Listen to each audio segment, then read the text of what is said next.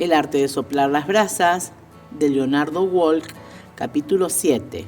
El lenguaje de las emociones. Los seres humanos, en un sentido estricto, surgimos del amor. Dependemos del amor y nos enfermamos cuando éste no es negado en cualquier momento de la vida. Humberto Maturana. Estudios sobre las culturas primitivas dan fe que cuando una persona se sentía aquejada por algún dolor, concurría ante la presencia del brujo, chamán o hechicero, quizás una antigua versión del contemporáneo coach. Entre las primeras preguntas, este indagaba al consultante diciendo: ¿quién no te quiso hoy? Cierto día, uno de mis hijos, siendo niño, tenía dolores estomacales. Le conté que los indios curaban los dolores frotando las manos y apoyándolas luego en la parte que le dolía. Aceptó mi invitación a intentarlo y así lo hice, comprobando milagrosamente que eso mitigaba su padecer. No sé si lo que le conté en esa oportunidad lo inventé o si realmente lo había leído. Lo que sí sé con certeza es que lo hice con un profundo amor hacia él. En coincidencia con esta anécdota, la antropología nos dice que el poder del hechicero no estaba tanto en poder efectuar brujerías, sino en la creencia que en él tenían los miembros de su comunidad. El poder del coaching se asienta también en el vínculo. Lo que guía el coaching no es solo la teoría y la técnica, sino también la relación. Coaching es un proceso basado en el amor, como el sustrato en el que se asientan las otras múltiples emociones. Si hasta aquí hemos hablado del lenguaje verbal y asimismo del cuerpo como lenguaje, enfocaremos ahora las emociones, también como un lenguaje que hay que aprender a escuchar o como señales que hay que aprender a interpretar. Nuestros sentimientos son un sexto sentido, el sentido que interpreta, ordena, dirige y resume los otros 5. Los sentimientos nos dicen si que lo que experimentamos es amenazador, doloroso, lamentable, triste o regocijante. Conforman todo un lenguaje propio. Hay una emoción que tiene que ver con la relación y la interacción con el coach. Generar el contexto para la expresión emocional es tarea del coach y sobre ella se asentará también la confianza. Me atrevería a expresar que el éxito de algunos coaching se asienta muchas veces en la emocionalidad del vínculo coach-coachee. A la sesión de coaching la persona viene acompañada por sus emociones y hacer coaching implica atreverse a un lugar de exposición. En nuestras culturas fuimos educados durante mucho tiempo a no mostrar las emociones. Hacerlo era entendido como debilidad y quedar expuesto a la mirada o a la crítica del otro, con el riesgo de perder la valoración, el respeto o el amor de ese otro. De allí la importancia del contexto de confianza. Las emociones constituyen un dominio siempre presente en toda acción humana. El quiebre del coachado y la brecha a cortar están atravesados por emociones. Las situaciones relatadas por el coachee y que para él se constituyen en problemáticas son situaciones emocionales y su resolución implicará incluir la emocionalidad. Algunas emociones aparecen muy manifiestas y otras son las más latentes. Muchas veces la emoción es claramente reconocible y en otras aparece negada o manifestándose como sensación. En muchas oportunidades, un coaching suele iniciarse a partir de una emoción. El coachado siente algo que le pasa, tiene alguna ligera idea que no puede precisar con claridad ni vincularla con un tema determinado, pero la emocionalidad que lo embarga es muy definida. Varias veces comencé un coaching donde el coachee declaraba: no sé qué me pasa, pero me siento de esta manera. Esa emoción es entonces la vía de acceso a una, a veces ardua, pero siempre apasionante exploración que nos guiará a una posterior comprensión e interpretación. Ocurre también que hay emociones encubridoras de otras, por ejemplo, la tristeza encubriendo el enojo o viceversa. Esa emoción es importante porque tendrá que ver con la interpretación que se haga de la situación. En el caso del coaching que desarrollamos anteriormente, era muy manifiesto el enojo, desde el punto de vista de observador en el cual se sitúa el coachee. Avanzando en el proceso, pudo darse cuenta de que esta emoción en realidad encubría también la enorme tristeza que lo embargaba. ¿Por qué dos o más personas pueden sentir de maneras diferentes frente a una misma situación? Porque vivimos en mundos interpretativos y de acuerdo con el sentido que le demos a una situación, tendremos una emoción resultante. La cuestión no queda allí, sino que entramos en un círculo vicioso en el que la emoción resultante contaminará nuestra manera de ser y estar en el mundo. Operará como un filtro sobre nuestra mirada del mundo y teñirá de esa emoción nuestra observación y también las acciones que de ella se deriven en consecuencia. La emoción determina la interpretación y viceversa. Los sentimientos son nuestra reacción frente a lo que percibimos y a su vez tiñen y definen nuestra percepción del mundo. Son la forma en que nos percibimos, son la forma en que sentimos el estar vivos. Consideraciones conceptuales y pautas para la intervención del coach. Hablar de emociones es hablar también de acción. Humberto Maturana sostiene que las emociones son predisposiciones para la acción y en el prólogo de la obra antes mencionada dice: yo llamo conversar aprovechando la etimología latina de esta palabra que significa dar vuelta juntos al entrelazamiento del lenguajear y el emocionar que ocurre en el vivir humano en el lenguaje. La emoción está siempre presente, aunque no siempre la escuchamos o reconocemos, y la conversación no es solo un acontecer lingüístico. Por ello, el coach deberá estar atento simultáneamente al lenguaje verbal, corporal y también emocional. El ser que somos es comprendido también como un sistema y desde esta concepción debemos entender que lo que acontezca en cualquiera de estos dominios afectará también a los otros. Dada la coherencia de estos tres dominios, nos cabe esperar que las transformaciones producidas en un determinado dominio se traduzcan en modificaciones en los demás. Una modificación emocional puede perfectamente modificar nuestras conversaciones y nuestras posturas. Sin embargo, a menudo cambios en uno de los tres dominios no logran conservarse debido a la presión de coherencia que proviene de los otros dos. Ello obliga a intervenir simultáneamente a los tres para asegurar que las transformaciones producidas en uno de ellos se encuentren con cambios que les sean coherentes en los otros. No basta, por ejemplo, con inducir un cambio en el tipo de conversaciones que una persona tiene, si la emocionalidad en la que se halla es coherente con las conversaciones del pasado. De no intervenirse simultáneamente en la emocionalidad, el cambio de las conversaciones corre el peligro de no conversarse y por lo tanto de ser efímero. Así como no puedo cambiar mi pasado, pero puedo diseñar mi futuro, no puedo elegir mi emoción, pero sí podré elegir mi acción. Asumiré responsabilidad ante las situaciones y emociones a las cuales la vida me enfrenta. Puedo sentirme enojado con impulsos de agredir al sentirme lastimado, pero puedo elegir una respuesta diferente a aquello que impulsivamente querría hacer. Esa acción, recordemos, también define mi ser. En el decir de Goleman, se trata de proporcionar inteligencia a la emoción transformándola en algo productivo. No quedar capturado en ella, sino poder operar con ella abriendo posibilidades de acción efectiva. El proceso de coaching, también con respecto a las emociones, consistirá en que el coachee logre transformarse en un observador diferente. También aquí se torna relevante la acción del coach. ¿Desde qué lugar escuchará y operará el coach al indagar en el universo emocional? Serán de importancia las siguientes pautas. Primero, reconocer la emoción. Como psicólogo concurrente hospitalario, donde tuve enormes aprendizajes, no solo profesionales, sino de vida, aprendí que ponerle nombre a las cosas ayudaba muchísimo a reducir las ansiedades. En la sala de espera era frecuente la presencia de familiares que preguntaban por el estado del paciente.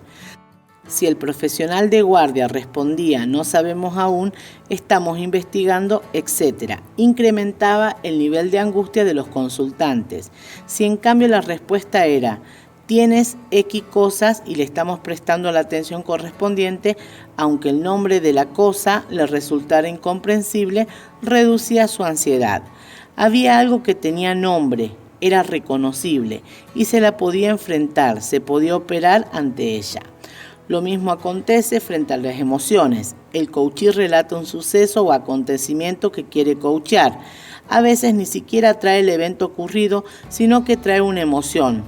No sé qué me pasa, me siento de esta manera.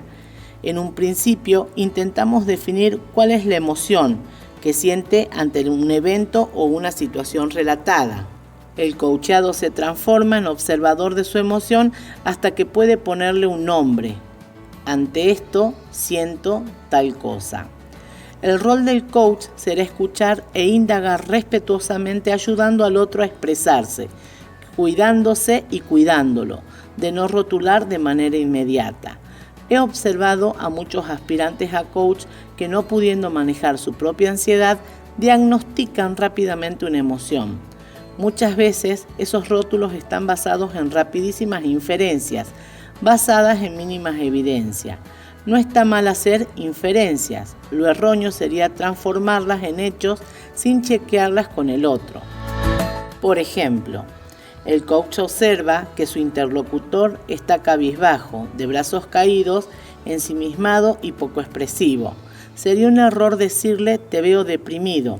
Esta actitud cerraría la posibilidad de expansión y podría orientar en forma errónea el proceso de coaching. Una intervención más adecuada sería devolverle al coachee las observaciones corporales que ve como «te veo cabizbajo».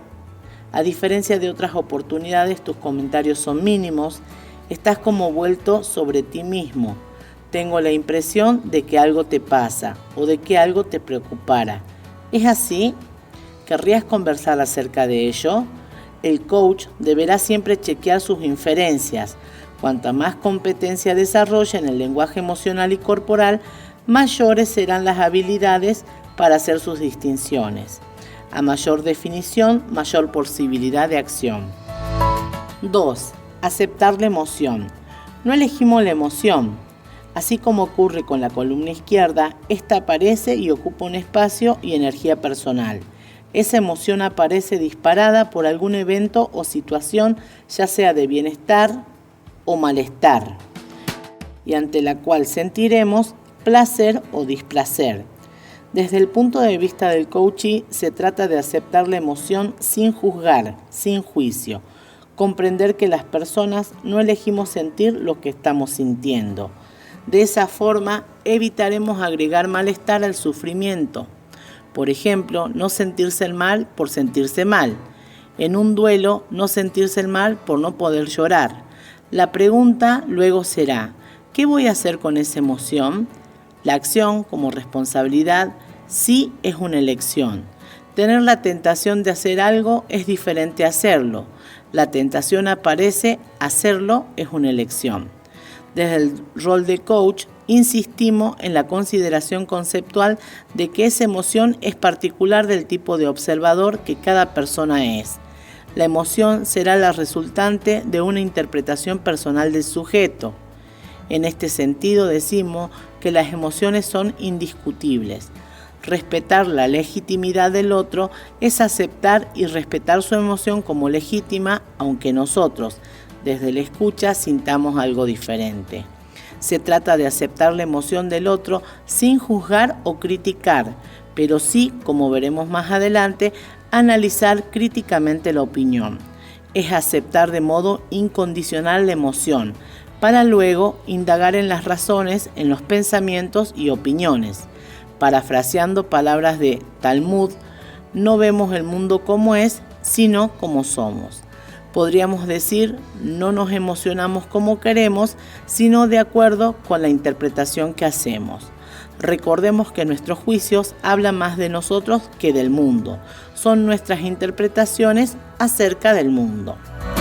3. Indagar e investigar en las razones. Toda emoción tiene por detrás una historia aparejada. Decíamos antes que aparece, pero como consecuencia de un evento interno, una sensación, un recuerdo. o externo, agresión, caricia que la dispara. Ya el filósofo Blas Pascal decía: el corazón tiene razones que la razón desconoce. Contrariando un tanto ese decir, afirmamos que detrás de cada emoción hay una historia. Entre ambas se produce un tipo particular de relación circular. A veces es la historia la que genera un estado emocional, pero también acontece que ese estado genera una historia. Funciona como un filtro que tiñe la mirada que el observador tiene del mundo. También interpretamos el mundo desde la emocionalidad que tenemos. Por ello, se torna relevante aceptar de manera incondicional la emoción, pero revisarla críticamente. Si suponemos que nuestros juicios del mundo corresponden realmente a cómo el mundo es, cerramos posibilidades de producir estados de ánimos diferentes. ¿Qué quiero decir con revisar críticamente? Investigar junto al coachí la validez de sus opiniones, los datos que la fundamentan, sus estándares, distinguir hechos de juicios, cuáles son sus deseos y preocupaciones, etc. Se trata de ayudar al coacheado mediante la indagación a corregir distorsiones, si las hubiera, y errores interpretativos, así como apropiarse de sus opiniones. De esta forma se transformará en un observador diferente, abriendo posibilidades de acción y o generando nuevas respuestas donde antes no las había. El repertorio de las emociones es amplio.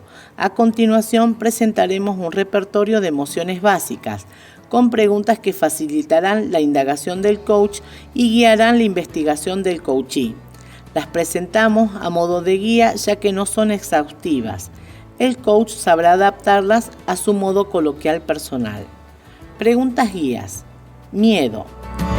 Por lo general, la historia por detrás está asociada con algo malo que podría pasar, algo querido que está en riesgo, a perder algo o a alguien valorado. Se constituye en una amenaza de cierre de posibilidades. ¿Qué te asusta de esta situación? ¿Qué te da temor? ¿Qué podría suceder? ¿Qué cosa o situación valiosa sentís o pensás que está en riesgo? ¿Cuáles son las condiciones que te hacen pensar que es posible que eso suceda? ¿Te ha pasado algo parecido antes? ¿Cómo se resolvió esa situación? ¿Qué consecuencias tuvo? ¿Qué podrías hacer para evitar que eso temido ocurra? ¿Qué acciones podrías desarrollar para minimizar el impacto si eso ocurriera? Enojo. La mayoría de las veces, la historia aparejada refiere a algo malo que pasó y no debería haber sucedido. Hay un límite o estándar que a criterio del observador fue transgredido. Muchas veces, por debajo del enojo, encontramos tristeza. ¿Qué pasó? ¿Cuál fue la situación? ¿Qué es lo que te enoja? ¿Qué perjuicio sufriste? ¿Cómo te afectó? ¿Cuál fue el límite quebrado o transgredido? ¿Qué valor, norma o expectativa fue quebrada? ¿Qué evidencias o datos fundamentan tu opinión?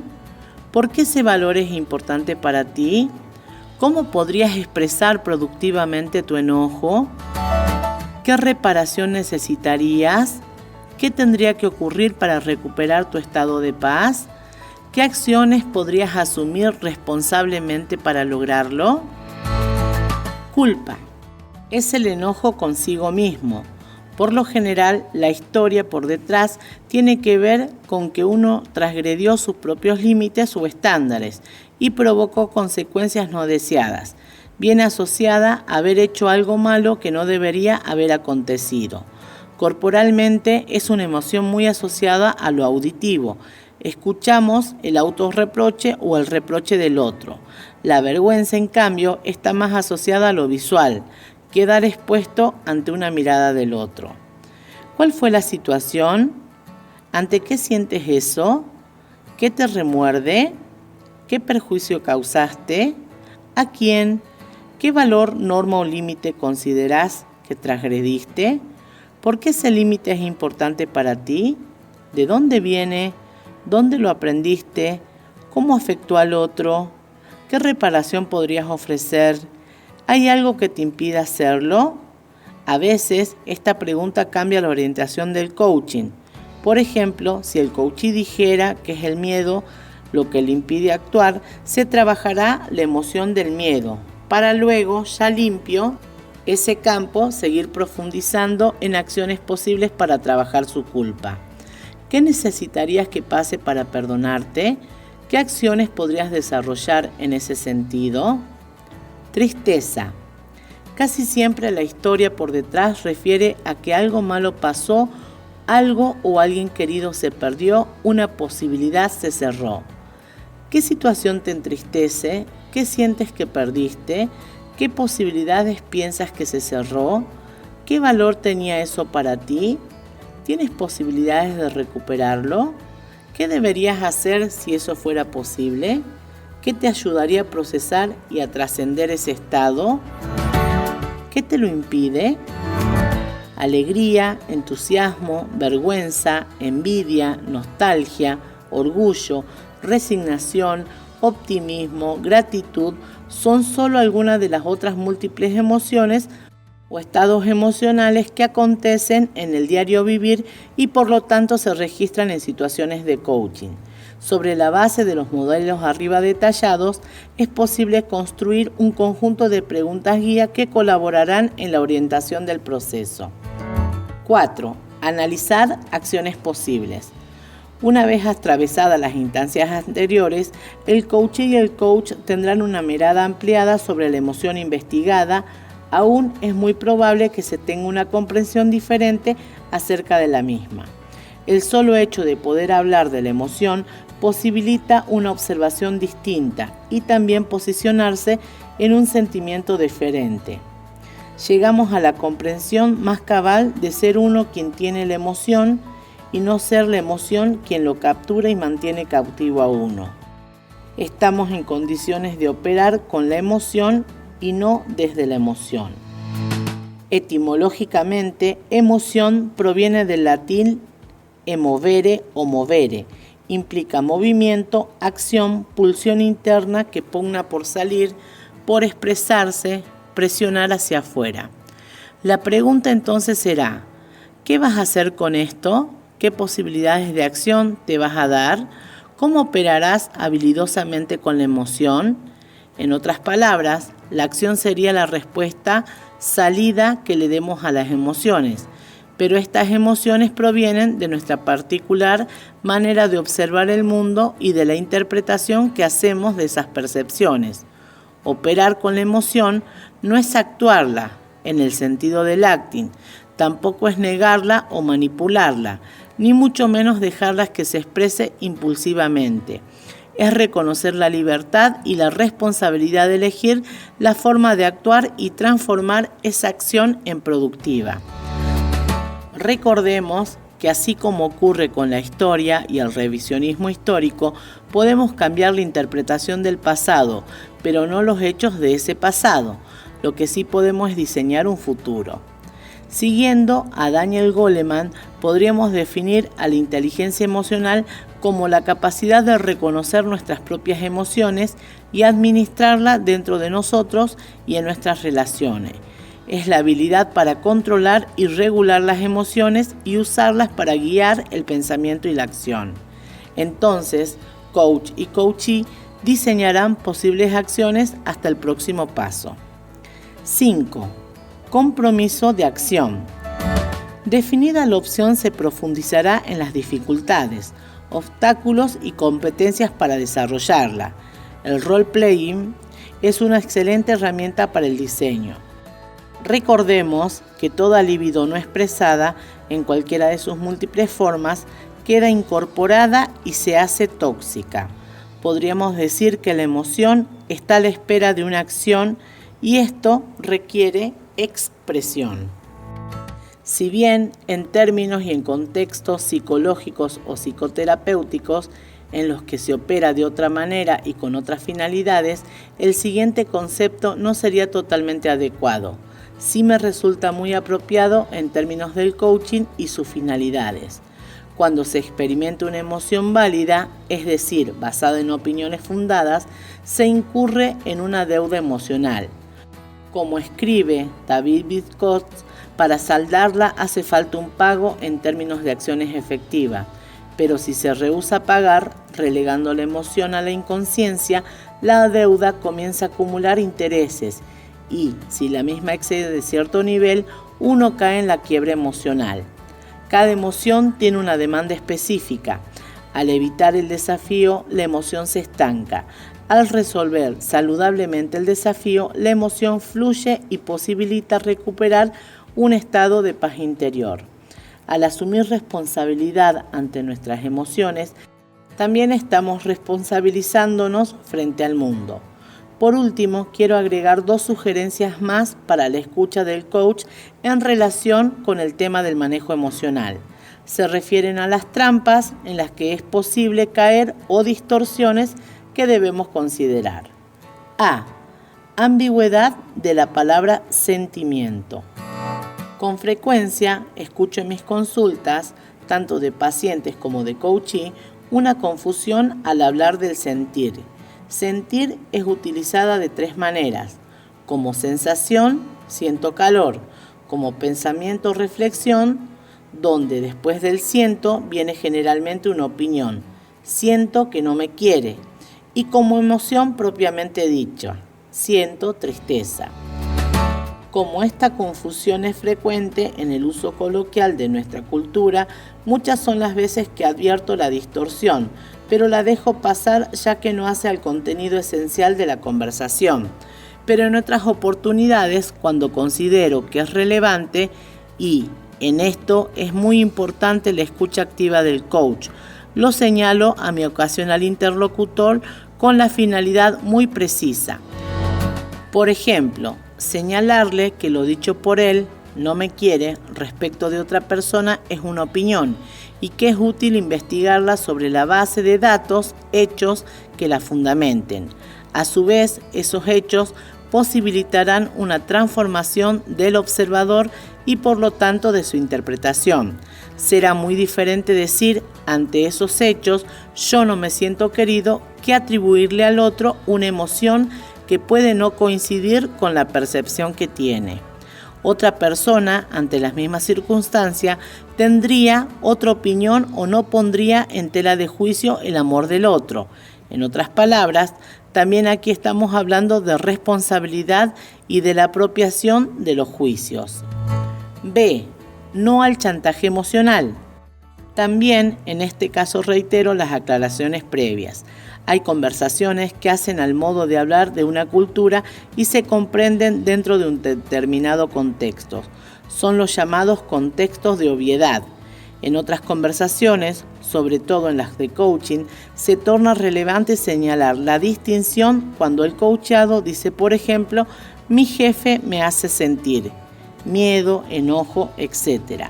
Más notable es cuando una persona le dice a otra, me hace sentir culpable. Lo adecuado sería decir, cuando te escucho decir o cuando me hablas de esa manera, siento culpa. O me enojo o me entristezco cuando sucede tal cosa. ¿Por qué la importancia de señalar esta distinción? Porque se relaciona con la asunción de responsabilidad, de independencia y de poder. Como en el cuento del pájaro y el maestro Zen, se trata de ayudar al coachado a asumir el poder que está en sus manos, no a renunciar o delegar ese poder en otro. Decir no al chantaje emocional es no hacerse cargo cuando alguien nos atribuye el poder de provocarle esa emoción, así como de no otorgarle al otro el poder que provocarnos algo en particular. Estrictamente, el otro hace o dice algo ante el cual sentimos alguna emoción. Al apropiarnos de la emoción, también nos apropiamos del poder de accionar con ella de manera productiva. Insisto, la sugerencia es para algunas y muy específicas conversaciones, si no, corremos el riesgo de amargarnos la existencia con que purismos inoperantes y de perdernos momentos maravillosamente gratificantes como cuando el otro, con mucha sencillez, reconocimiento y espontaneidad, nos dice, me hace sentir muy feliz. Las emociones.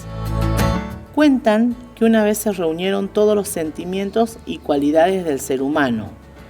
Cuando el aburrimiento había bostezado por tercera vez, la locura, como siempre tan loca, les propuso: ¿vamos a jugar a las escondidas? La intriga levantó la ceja intrigada y la curiosidad, sin poder contenerse, preguntó: ¿a las escondidas? ¿Y cómo es eso? Es un juego, explicó la locura, en el que yo me tapo la cara y comienzo a contar hasta 1.000.000 mientras ustedes se esconden. Y cuando yo haya terminado de contar, el primero de ustedes que yo encuentre ocupará mi lugar para continuar el juego. El entusiasmo bailó secundando por la euforia. La alegría dio tantos saltos que terminó por convencer a la duda, incluso a la apatía, a la que nunca le interesaba nada. Pero no todos quisieron participar. La verdad prefirió no esconderse. ¿Para qué? Si al final siempre la hallaban. Y la soberbia opinó que era un juego muy tonto. En el fondo lo que le molestaba era que la idea no hubiese sido de ella, y la cobardía prefirió no arriesgarse. 1, 2, 3, comenzó a contar la locura. La primera en esconderse fue la pereza, que como siempre se dejó caer tras la primer piedra en el camino. La fe subió al cielo y la envidia se escondió tras la sombra del triunfo, que con su propio esfuerzo había logrado subir a la copa de un árbol muy alto. La generosidad casi no alcanzaba a esconderse. Cada sitio que hallaba le parecía maravilloso para alguno de sus amigos. ¿Qué? Si un lago cristalino, ideal para la belleza.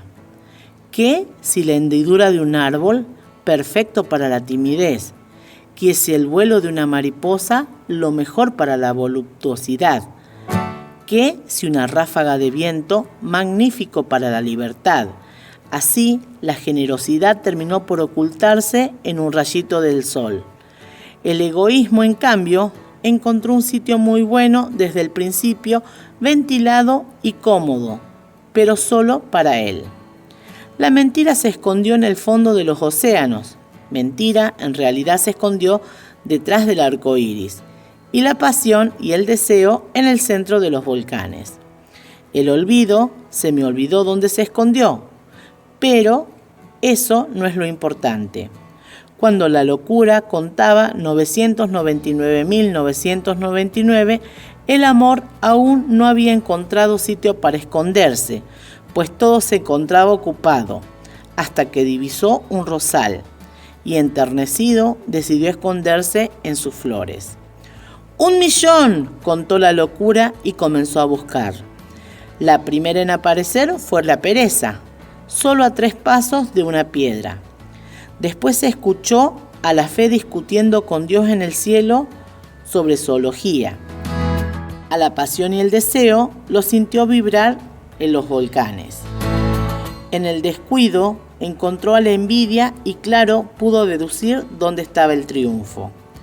Al egoísmo no tuvo ni que buscarlo. Él solito salió disparado de su escondite, que había resultado ser un nido de avispas. De tanto caminar sintió sed y al acercarse al lago descubrió la belleza. Con la duda resultó más fácil todavía, pues la encontró sentada sobre una cerca sin decidir aún de qué lado esconderse. Así fue encontrando a todos, al talento entre la hierba fresca, a la angustia en una oscura cueva, a la mentira detrás del arco iris, mentira si ella estaba en el fondo del océano, y hasta el olvido, que ella se había olvidado que estaban jugando a las escondidas. Pero el amor no aparecía por ningún lado. La locura buscó detrás de cada árbol, bajo cada arroyuelo del planeta, en la cima de cada una de las montañas, y cuando estaba dándose por vencida, divisó un rosal y las rosas. Tomó una horquilla y comenzó a mover las ramas, cuando de pronto se escuchó un doloroso grito. Las espinas habían herido en los ojos del amor. La locura no sabía qué hacer para disculparse. Lloró, rogó, imploró, pidió perdón y como castigo hasta prometió ser su lazarillo. Cuenta la leyenda que desde entonces, desde que por primera vez se jugó a las escondidas en la tierra, el amor es ciego y la locura siempre lo acompaña. Gracias por escucharnos. Si este contenido te gustó, dale like y déjanos un corazón en los comentarios.